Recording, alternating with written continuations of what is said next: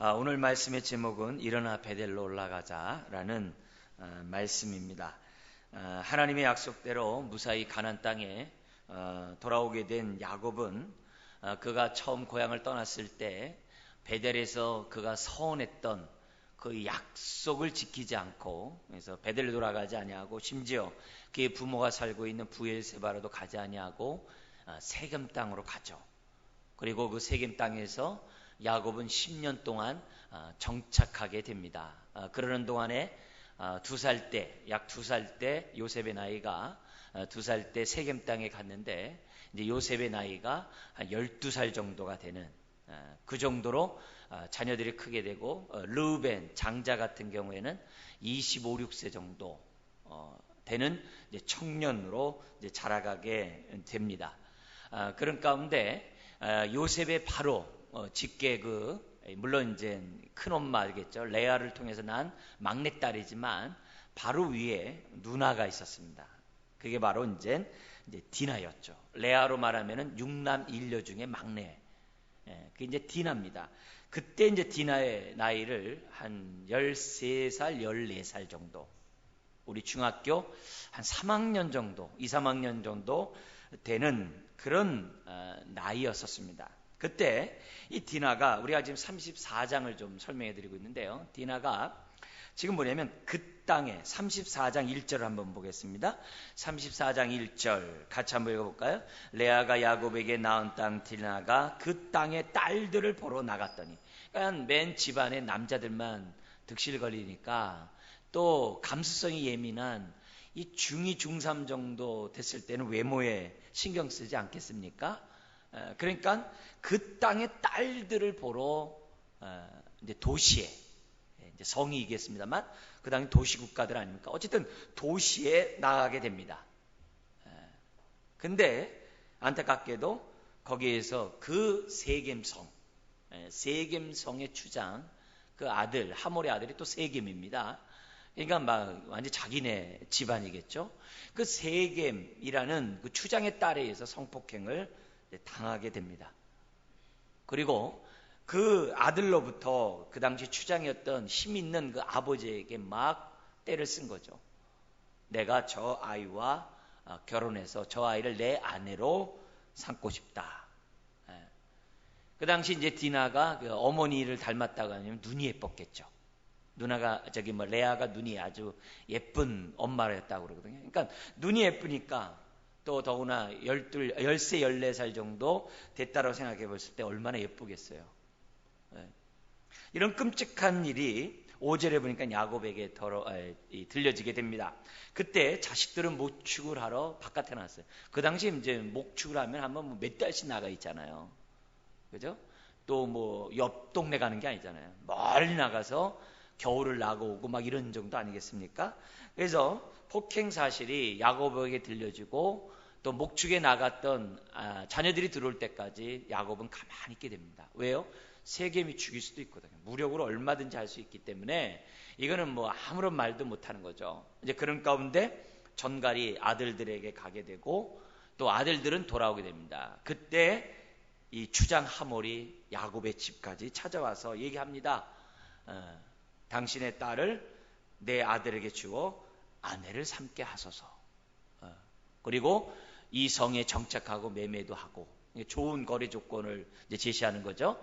그리고 함께 우리 종족과 결혼할 수 있도록 하리라, 이런 얘기합니다. 심지어는 그 11절 12절 보니까는 이 추장의 아들 세겜조차도 당당하게 말합니다. 나로 당신에게 은혜를 입게 하고, 그리고 당신에게 요구하는 모든 혼수품을 내가 다 주겠다. 아주 통큰 제안을 합니다. 그때 집으로 돌아온 아들들이 있다가 12절부터 17절에 보면 34장, 우리는 할례 받지 않는 사람들과 결혼할 수 없다. 그렇게 아주 단호하게 말을 합니다. 그러자 이 야곱이 그 당시 거부였거든요. 그 디나의 어떤 그런 결혼 문제도 있습니다만, 이 야곱이 아주 부자였거든요. 그러니까 야곱이 워낙 많은 가축들을 갖고 있었기 때문에 야곱이 그 성에 거주한다고 한다면 추장의 입장에서 볼 때 굉장히 유리한 겁니다. 오늘날로 말하면 대기업이 하나 들어온 겁니다. 이제 그렇게 생각하면 돼요. 이제 그렇게 되는 가운데 18절에서부터 24절에 보니까 하물과 그의 아들이 세겜성에 있는 사람들을 설득합니다. 뭐라고 그러냐면은 만약 우리가 할례를 받으면 저들이 우리 민족이 우리와 함께 거하게 되고, 그럼 우리의 성의 백성이 된다고 한다면 그의 재산이 다 우리의 것이 되는 것이 아니냐. 왜? 주장이 있으니까, 왕의 백성이 되니까 그 재산 다 우리 도시 거가 된다, 우리 거가 된다. 그렇게 세겜성에 있는 사람들을 설득한 겁니다. 그러자 25절 때 29절에 세겜성에 있는 사람들이 다 할례를 받아요. 남자들이.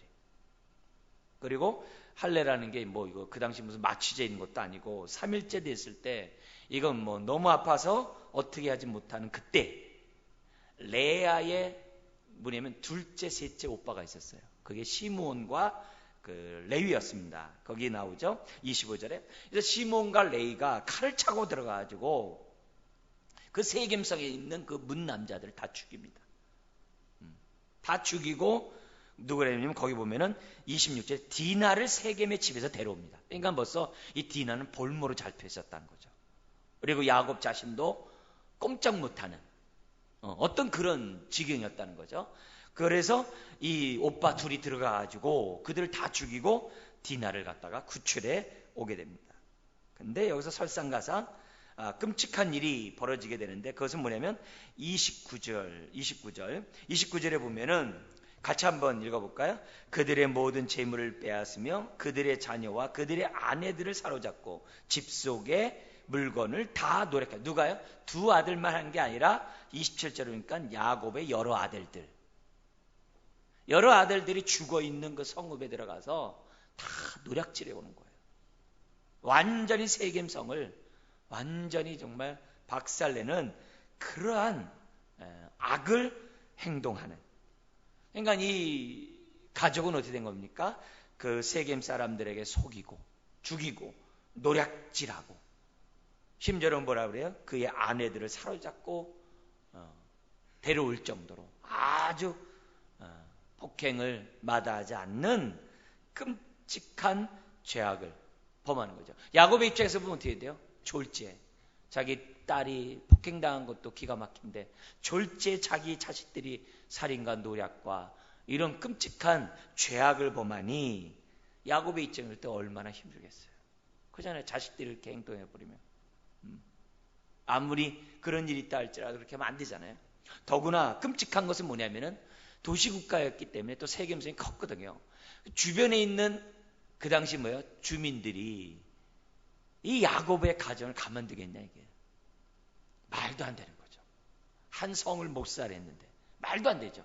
그러니까 야곱이 어떻게 돼? 화가 날대로 나고 그래가지고 이 모든 책임을 그 분풀이를 누구에게 하냐면 30절 거기 같이 한번 읽어볼까요?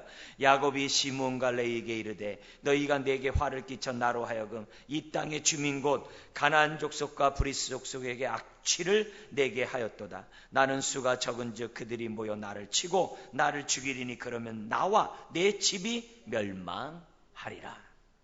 여기서 악취를 낸다 이 말은 뭐냐면 신용불량자란 뜻이에요. 상종하지 못할 사람으로 치부되어서 지금 뭐냐면 가나안 땅에 거주할 수가 없다는, 모든 거래가 오가고 가축들 팔고 사고 막 이런 게 이루어져야 되는데 그런 모든 일을 할 수 없는 그런 악취가 나는 인생이 되었다 이게. 그렇게 분풀이해서 뭐라고 그러냐면은 이렇게 얘기를 해요. 3절인 것처럼 너희가 내게 화를 끼쳐 나로 하여금, 이런 표현. 자식들에게 야곱이 하는 그 표현을 보세요. 너희가 내게 화를 끼쳐 나로 하여금. 그뿐만이 아닙니다. 나는 수가 적은즉 그들이 모여 나를 치고 나를 죽이리니. 그러면 나와 내 집이 멸망하리라. 지금 야곱이 시므온과 세겜을 책망하면서 그들의 부도덕함과 하나님의 백성답지 못함과 불의함에 대해서 지적한 게 아니라 지금 야곱이 자신의 일신상의 아니가 위협받은 것에 대해서 지금 푸념하는 꼴밖에 되지 않은 거죠. 그러니까 야곱조차도 잘못해야 돼요. 하지 말아야 될 말을 한 것이고, 왜냐하면 그 순간에 올바른 것을 얘기하면서 자식이 생각하게 해야 되는데 단지 어떻게 돼요? 너 때문에 내가 어렵게 됐다. 이 말밖에 안 되잖아요. 책임을 다 자식에게 넘기는 것밖에 안 되잖아요. 오히려 어떻게 돼요? 자식을 잘못 교육시킨 것에 대한 생각은 하지 아니하고, 그리고 모든 게 뭐예요? 자기 야곱의 책임이지 그 자식들만의 그런 책임이겠습니까? 그렇게 하는 게 아니라 어떻게 뭐예요? 그냥 자신의 어떤 안위가 위협받은 것에 대한 그 두려움에 대한 그 모습을 자식들에게 정말 쏟아놓고 있으니 이것도 할 말이 아니죠. 그러자 이 자식들이 31절에 지금 뭐예요? 둘째 아들, 셋째 아들이니까 어떻게 돼요? 20대 초반이죠. 23, 넷, 요 정도 된 나이들이거든요. 혈기가 얼마나 아주 저거 하겠습니까? 그러니까 31절에 그래요. 그들이 이르되 그가 우리 누이를 창녀같이 대우함이 옳으니까, 이렇게 또 뒤받습니다. 그러니까 그런 모습. 그러니까 야곱의 자식들은 야곱보다 더했죠. 언약 백성답지 못하고 정말 야곱이 또 족장으로서의 어떤 영향력을 정말 미치지 못하는 그런 집안의 어떤 그런 모습을 단편적으로 우리는 접하게 됩니다. 자, 이런 상황이 됐으니 야곱이 얼마나 무섭겠어요. 속상한 건 두말할 거 없고, 옆에서 그 가나안 족속이, 브리스 족속이 이웃 사촌이기 때문에 공격해버린다고 한다면 철저히 다 죽게 되었고 자기 가족이 다 끝나게 되었으니 야곱의 입장에서 볼 때 얼마나 두렵겠습니까? 얼마나 무섭겠습니까? 이런 상황에서 35장, 오늘 우리가 읽었던 이 말씀이 시작되는 겁니다. 이런 두려움에 휩싸였고 정말 어쩔 줄 모르는 이런 가운데 지금 뭐냐면 35장 1절, 하나님이 야곱에게 이르시되, 우리 하나님이 찾아오신 거죠. 참 이처럼 이 하나님이 위기 때마다 이 찾아오셔서 야곱을 도와주시는 이 모습을 볼 때마다 참 많은 위로를 받아요. 그리고 특별히 야곱을 우리가 통해서 지금 말씀을 듣고 있습니다만 시종일관 야곱은 하나님을 그렇게 찾지도 않고 야곱은 하나님을 그렇게 부르짖지도 않음에도 불구하고 항상 우리 하나님이 먼저 찾아오시는 그런 하나님이신 것을 우리는 벌써 35장 1절에서부터 지금 우리는 또다시 엿볼 수 있는 것을 보게 됩니다. 그래서 야곱에게 찾아오셔서 말씀하시는 이런 하나님을 보면서 우리들이 하나님에 대해서 오해하지 말아야 될 것을, 너무 우리가 하나님을 공의의 하나님으로만 생각하면 안 돼요. 은혜의 하나님도 되신다는 사실을 잊어서는 안 됩니다. 지금 우리가 사는 이 세상은 인과응보의 법칙 가운데 사는 세상이에요. 그리고 어떤 종교는 업보니 이런 표현들을 많이 씁니다.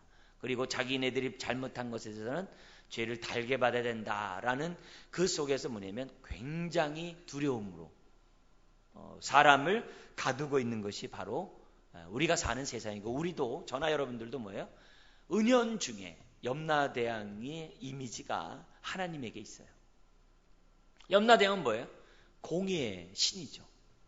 공의의 신이죠. 잘한 자에게 상 주고 못한 자에게 벌을 주는 그런 신관이 우리도 나도 모르는 사이에 하나님에게 있어요. 그래서 하나님을 생각하면 우리 그 하나님도 은혜의 하나님, 자비의 하나님, 긍휼의 하나님이 먼저 생각나기보다는 어떤 하나님이 먼저 생각하냐면 두려움의 신, 공의의 하나님, 인과응보의 하나님이라는 그런 이미지가 우리들에게 먼저 각인되어 있고 생각나는 것이 현실이기도 합니다.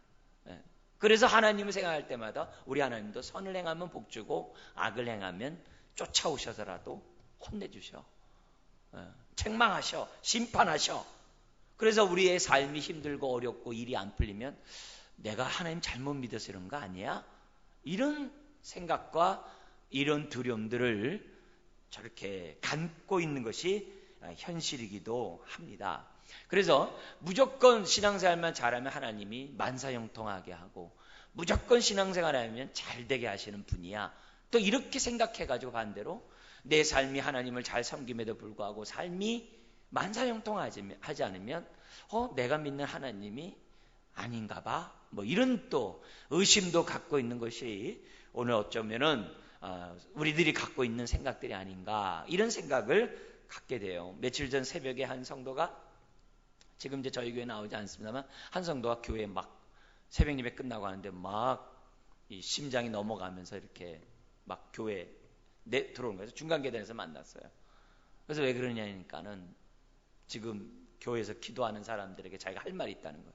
그래서 무슨 얘기 할 말 있냐 그랬더니, 지금 나팔 소리가 들렸는데 주님 재림할 텐데 빨리 회개하고 빨리 정말 주님 맞을 준비해야 된다는 얘기를 빨리 알려야 된다는 거예요. 그래서 잠옷바람으로 막 교회 들어온 거예요. 근데 처음에 제가 이렇게 봤을 때 그냥 넘기려고 했는데 그렇게 내비둬서는 안 되겠다 해가지고 제가 좀 정신 차리라고 좀 큰 소리를 냈어요. 저 원래 큰 소리 잘 안 내잖아요. 근데 큰 소리를 냈어요. 왜 두려워하냐고. 지금 당장 주님의 재림에 주님을 만날 때 천국 갈 확신이 없냐고. 지금 당장 죽어도 하나님 품에 안길 확신이 없냐고.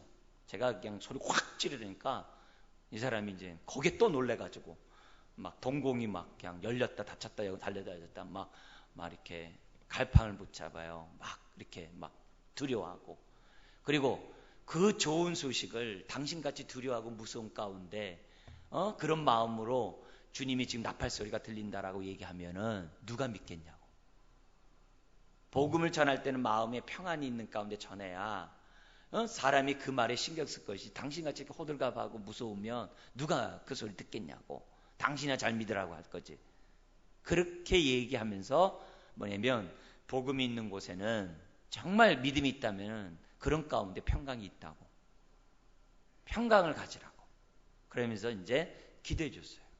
그리고 나중에 이제 또 이 문자로 또 이렇게 와가지고 또 막 자기가 요즘 기도가 막혀서 너무 두렵고 무섭고 막 이런 가운데 나팔 소리가 들렸다고 하니까 자기가 천국 갈 그런 확신이 없어서 자기가 지금 이게 불안해가지고 이렇게 교회까지 가게 됐다고. 뭐 이런 얘기를 이제 하더라고요. 그러니까 제가 그런 모습을 이렇게 보면서 참 굉장히 착잡한 거죠. 마음이 아픈 거죠. 어떻게 하나님을 믿는다고 하면서 저렇게 하나님을 모를까? 저렇게 하나님에 대한 지식이 없을까? 그래서 마음에 아주 이렇게 착잡한 그런 모습을 갖게 되었습니다. 여러분, 세상에는 인과응보, 업보만 있는 게 아니죠. 여러분, 악인이 못 삽니까? 악인이 잘도 삽니다. 의인이라고 해서 다 잘 삽니까? 못 사는 경우도 많습니다. 병도 걸립니다. 세상에서는 인과응보의 법칙만 있는 게 아니에요. 욥기가 뭐예요? 그러지 않다는 걸 보여주는 거예요. 잘 믿어도 어려운 일이 있을 수 있고, 못 믿어도 어떻게 돼요? 악을 행함으로 잘 살 수도 있다는 것이 욥기가 우리에게 보여주고 있다는 거죠. 자, 그렇기 때문에 우리는 하나님을 믿는다고 하면서 너무 인과응보의 법칙에서만 있게 아니라 은혜 하나님에 관심을 가져야 돼요. 그래서 우리가 예수를 믿는 것도 뭐예요?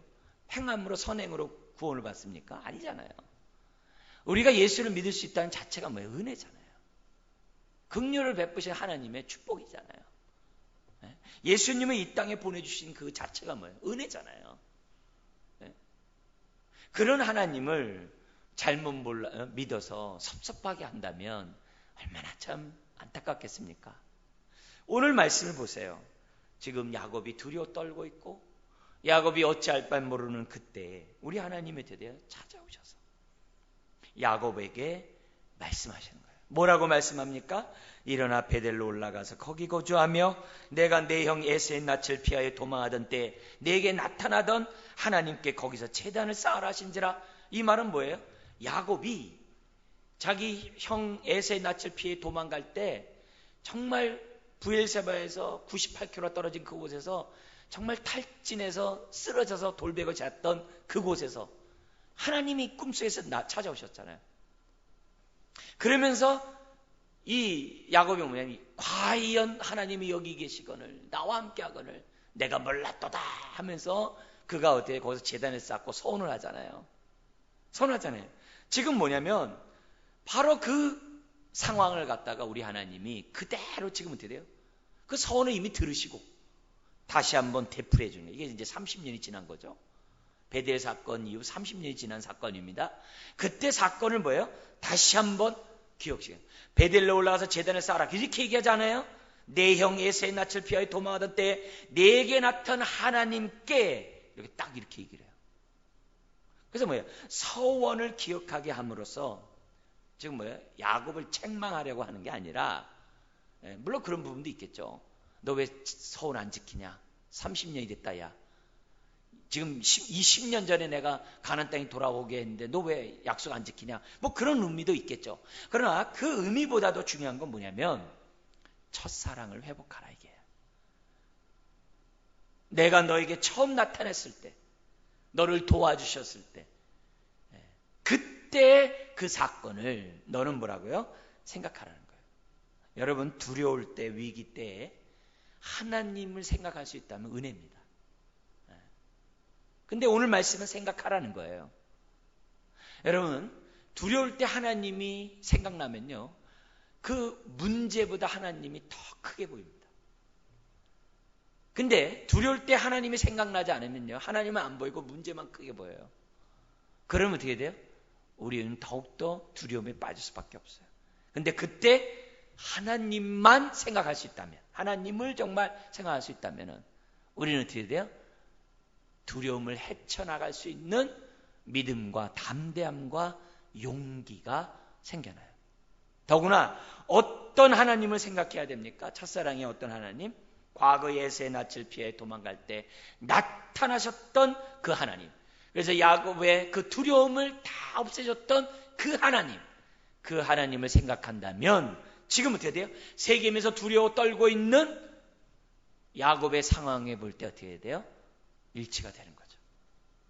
그때도 야곱은 두려워 떨며 야반도주를 했고 돌베개 베고 정말 나가 떨어져 잤거든요.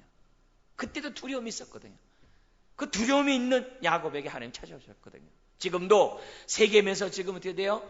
그 주변에 있는 도시국가들이 와가지고 공격하면 죽을 수밖에 없는 상황이지만 바로 그때 하나님이 그러는 거예요. 그때 나타났던 하나님을 너는 지금 어떻게 돼요? 기억하라는 거예요. 그래서 그런 하나님을 기억하게 되면 저와 여러분들이 어떻게 돼요? 그렇지. 베델에서 역사하셨던 하나님, 세겜에서 역사하셨던 하나님이 오늘 내 삶에도 함께 하시지. 그런 믿음을 저나 여러분들이 정말 위기 때에 가질 수만 있다면 얼마나 행복하겠어요. 얼마나 담대하겠어요. 푸념하거나 낙심하거나 좌절하거나 포기하지 않겠죠. 여러분, 야곱의 하나님이 오늘 나의 하나님이신 것을 믿으시기 바랍니다.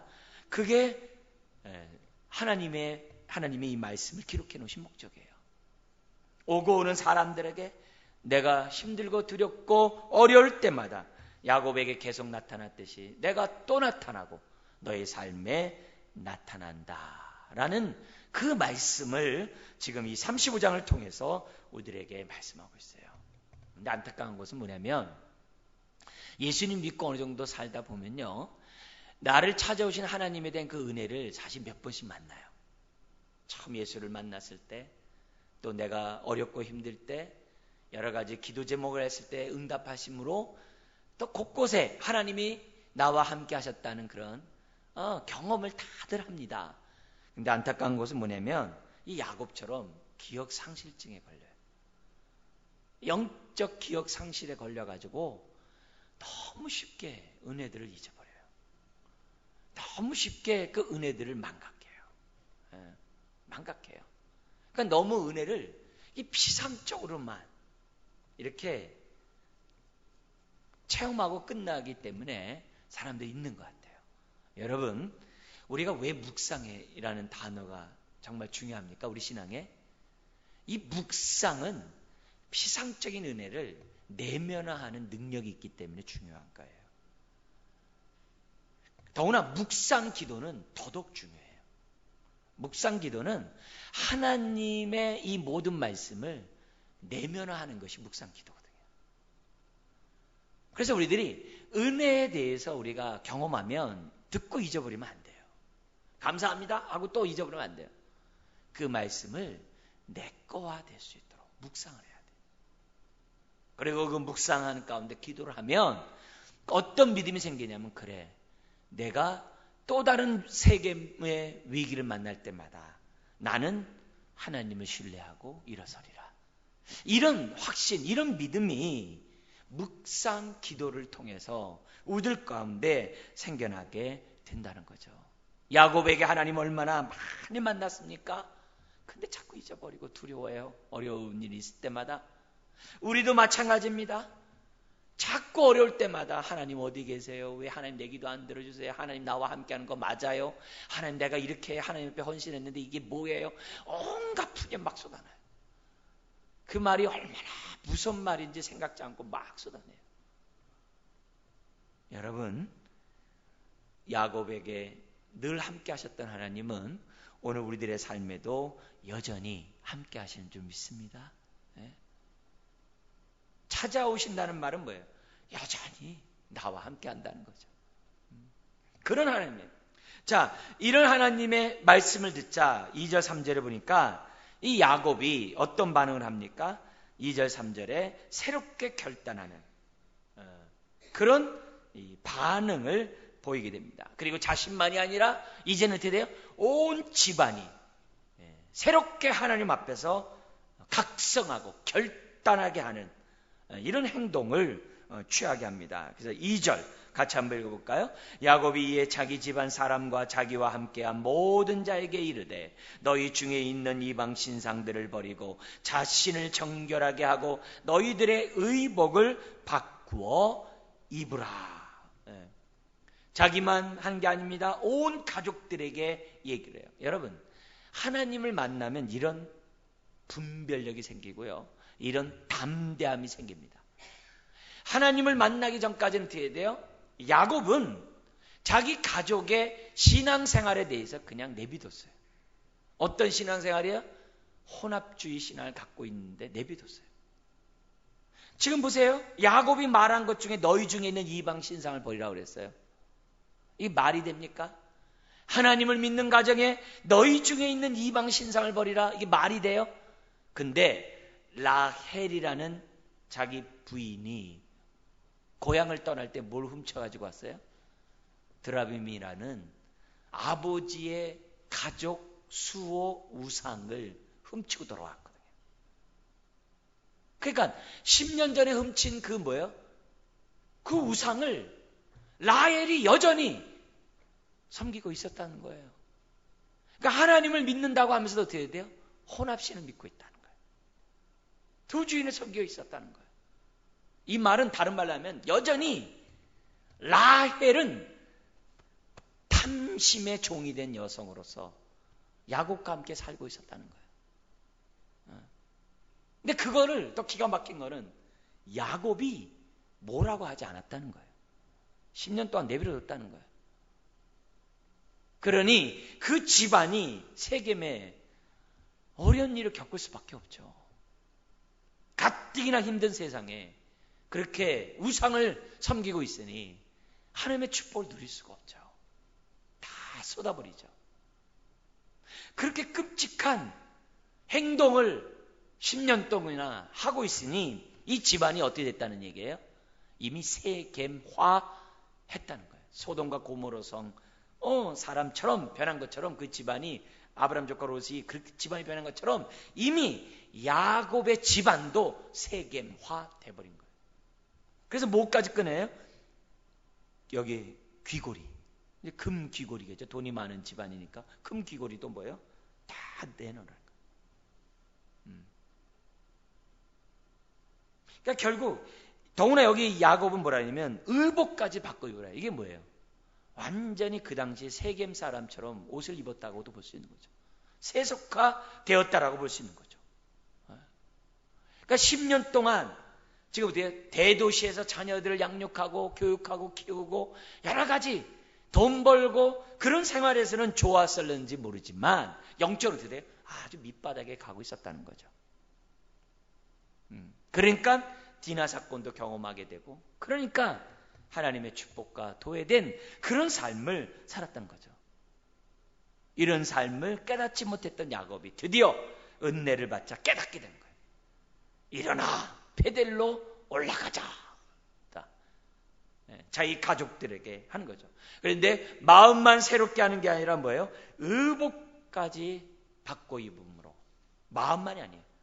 삶의 습관까지, 태도까지, 문화까지 다 벗어버리고 새로운 옷을 입을 것을 지금 그의 가족들에게 결단하고 있다는 거죠. 그리고 버린 곳으로 끝나는 게 아니라 3절에 있는 것처럼 일어나 베델로 올라가자. 이 방향성이 분명하죠. 왜 베델로 올라가요? 예배하기 위해서 올라가겠죠. 물론 예배만 하는 게 아니겠죠. 하나님만을 섬기기 위해서 베델로 올라가는 거죠. 신앙생활은 이처럼 우리가 삶의 방향성을 분명히 잡을 때 그게 은혜를 받은 거예요. 그게 영적인 각성이에요. 영적인 각성은 버리기만 하지 않아요. 버리기만 하고 올바른 방향으로 가지 않으면 또 돌아갑니다. 왜 사람들이 피상적인 은혜를 받고 끝나는가? 받은 바 은혜를 왜 갑자기 이렇게 헌시자처럼 버리고 잊어버리는가? 다른 게 아니에요. 방향성이 틀렸기 때문에 그래요. 또 방향성이 올바르지 않기 때문에 그래요. 여러분, 우리가 은혜를 받으면 우리가 항상 먼저 생각하는 게 뭐예요? 나 하나님만 섬기리라. 할렐루야. 그죠? 나 하나님만 바라보리라. 나 하나님께만 내가 예배하리라. 하나님만 섬기리라. 이 생각이 딱 생기잖아요. 이게 견고해지잖아요. 확실해지잖아요. 그러나 은혜를 받지 못해 보세요.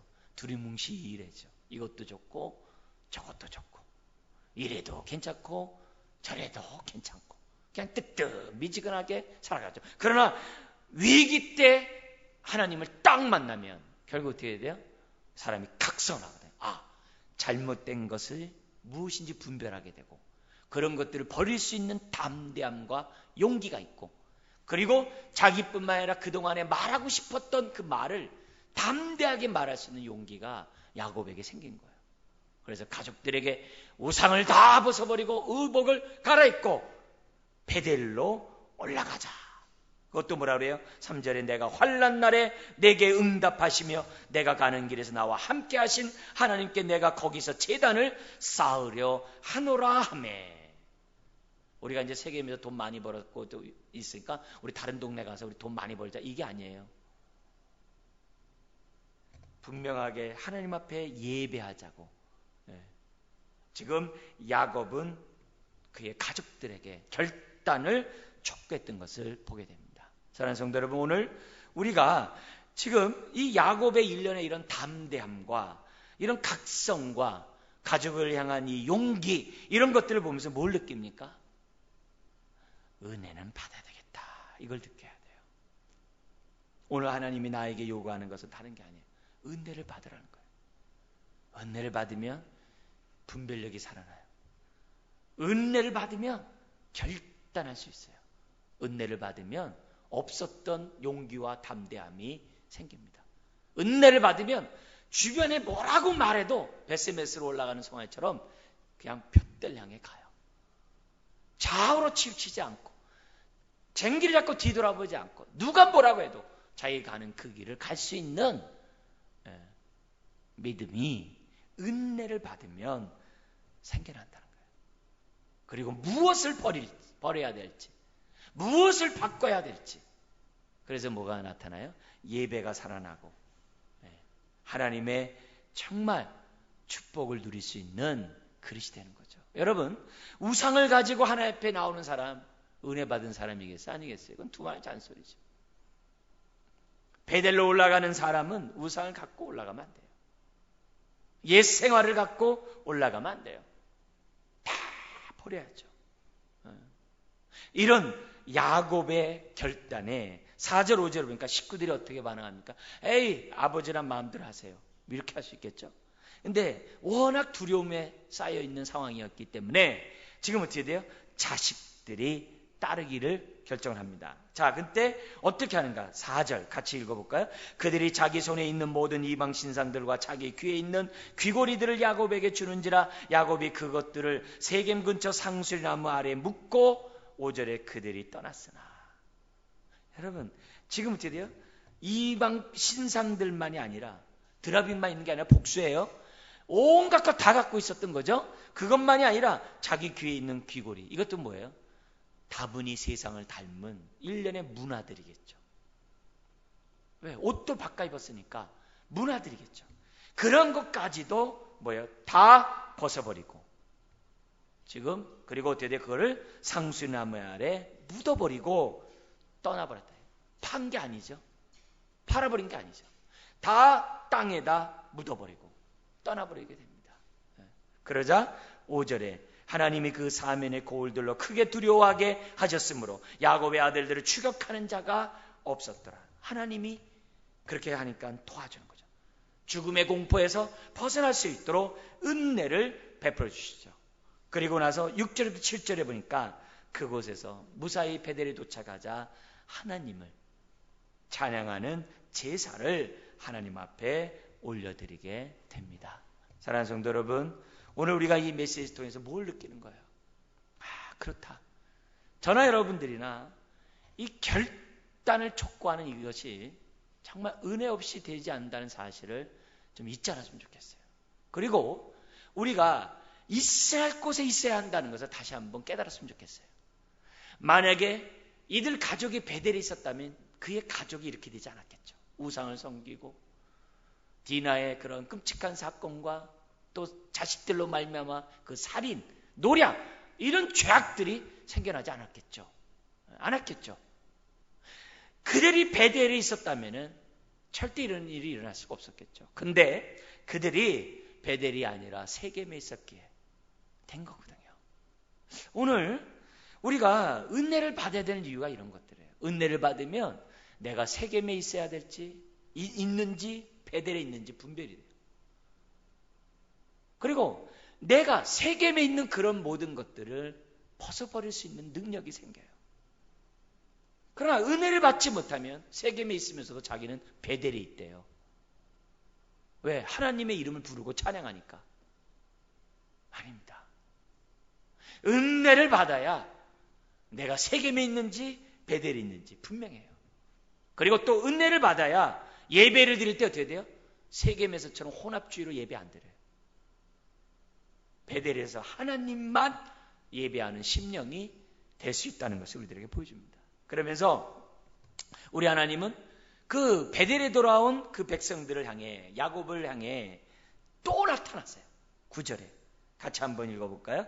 야곱이 밧다나름에 돌아오매 하나님이 다시 야곱에게 나타나사 그에게 뭐예요? 복을 주세요. 너무 감사하죠? 오늘도 우리 주님이 이 자리에 다시 나타나신 줄 믿습니다. 자, 그러면서 야곱에게 무슨 얘기하느냐? 복을 주는데 10절에 얘기해요. 내가 다시는 너의 이름을 야곱이라 부르지 않고 이스라엘이라 부르겠다. 여러분, 왜 이 말이 왜 나옵니까? 이 말은 이미 어디서 나온 거예요? 분이엘에서, 야복 강가에서 하나님이 10년 전에 나타나셔서 하신 그 말이에요. 근데 그 말은 또 해요. 우리 하나님이 몰라서 이 말 또 한 겁니까? 10년 전에 한 말 몰라서 지금 또 얘기한 거예요? 그 얘기가 아니잖아요. 이 얘기는 무슨 말이에요? 야곱이 지난 10년간 이스라엘로 변했음에도 불구하고 이스라엘처럼 살지 않고 야곱처럼 살았다는 거예요. 지금 그 얘기를 하는 거예요. 이 말은 무슨 말입니까? 우리가 예수를 믿어도 베델에 있지 않으면 이스라엘의 축복을 얻는 거예요. 예수를 믿으면서 세겜에 있으면 하나님의 축복은 그냥 나랑 아무 상관없는 거예요. 그 얘기를 지금 하고 있는 거예요. 그러니까 주님을 믿으면 똑바로 올바로 믿으라는 것을 우리에게 지금 하나님이 각성하고 있는 거예요. 다른 게 아니에요. 다시 얘기해요. 네 이름을 야곱이라 하지 아니하고 이스라엘이라. 여기 얼마나 중요한 영적 원리가 있는지 모릅니다. 아무리 하나님의 약속이 좋고 축복을 주시고 싶어도 저나 여러분들이 받을 그릇이 안 되면 못 받아요. 우리의 마음 신비에 하나님의 나라가 온전히 임하지 않으면 못 받아요. 의와 희락과 화평이 우리 안에 없으면 못 받아요. 자기는 세겜에 있으면서 베델에 있다라고 하면은 못 받습니다. 받을 수가 없어요. 지금 그 얘기를 하는 거예요.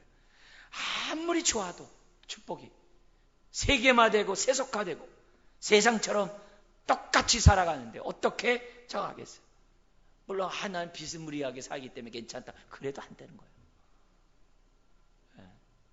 정확하게 우리들이 베델에 설 때 분이엘의 효력이 나타난다는 거예요. 그래서 우리의 삶에는 세겜이 있어서는 안 돼요. 출애굽한 이스라엘 백성이 가나안 땅에 못 들어가고 다시 광야로 38년 유리하게 돼요. 그 지점이 뭐예요? 12정탐꾼의 보고 속에서 잘못 판단을, 그게 가데스 바네아잖아요. 잘못된 선택을 함으로 광야에 38년 유리하게 되잖아요. 여러분, 우리의 삶에 굳이 경험하지 말아야 될 세겜의 10년이 광야에 그 38년이 있어서는 안 돼요. 그에 있어서는 안 돼요. 오늘 우리는 하나님이 원하는 자리에서 하나님만 높이는 그런 인생이 되어야 돼요. 그러면서 얘기합니다. 다시 31절에 많은 국민과 왕들이 내 허리에서 나오리라. 옛날에 했던 약속을 또 줘요. 그리고 12절에 얘기합니다. 아브라함과 이삭의 후손으로서 내가 이 땅을, 가나안 땅을 너와 내 자손에게 주리라. 옛날에 했던 약속을 또 줘요. 너무 끔찍하죠. 하나님의 입장에서는 반드시 약속을 지키시겠다는 확답이지만 뒷부분은 뭐예요? 반대로 야곱의 입장에서 보면 언약 백성답지 못하게 살았다는 거예요. 자, 근데 더 또 끔찍한 일이 있어요. 이 정도 되면 야곱이 좀 정신 차려야 되는데 16절 이하에 보면은 참 문제투성인 집안이 여전히 또 나타나요. 여전히 나타나요. 이래서 거기 보면 가장 대표적인 것이 장남 느벤과 자기 뭐예요? 비라. 어머니죠. 어떻게 보면 거기 비라와의 통간이 그런 끔찍한 일이 벌어지게 되고 마음 아픈 일이 그 집안에 또 나. 그러니까 산 넘어 산이에요. 이처럼 은혜 받기가 이렇게 어렵고, 이처럼 하나님 뜻대로 살기가 어렵고, 이처럼 정말 주님이 기뻐하는 삶을 사는 것이 어려운 줄 몰라요. 여러분, 쉽게 우리들이 신앙생활을 해서는 안 돼요. 끊임없이 사탄은 저나 여러분들을 흔들어 놓고 있고 여러분의 가정을 흔들어 놔서 복잡하게 만듭니다. 그렇지만 그 가운데서도 야곱은 하나님만을 바라보고 하나님의 뜻 가운데 살게 돼요. 그러자 나중에 27절 29절에 저 15년 정도 지나자 이삭이 죽습니다. 그때 거기 보면 에서와 야곱이 그를 장사했다 그래요. 더 이상 에서와 야곱은 갈등 관계가 아니고, 더 이상 에서는 야곱을 괴롭히지 수 있는 그런 상황이 아니고, 더 이상 어떻게 해야 돼요? 야곱은 두려움 가운데서 혼자 있을 이유가 없었던 거죠. 결국은 야곱은 하나님의 언약의 족장으로서 점점 자리매김하게 되고 점점 하나님의 축복 가운데 누리게 되는 족장으로 서게 되는 것을 보게 됩니다. 사랑하는 성도 여러분, 오늘 다시 한번 이 말씀을 놓고 우리 한번 좀 생각했으면 좋겠어요. 나는 지금 어디에 있는가? 세겜인가? 베델인가? 순종의 자리인가? 불순종의 자리인가? 말씀의 지배를 받고 있는가? 아니면 우상을 내 마음의 탐욕의 종 가운데 살아가고 있는가? 나는 회개를 하되 얼마나 철저하게 회개를 했으며 나는 올바른 방향성을 가지고 나는 지금 살아가고 있는가 생각하는 이 아침 되시기를 주의 이름으로 축원드립니다. 기도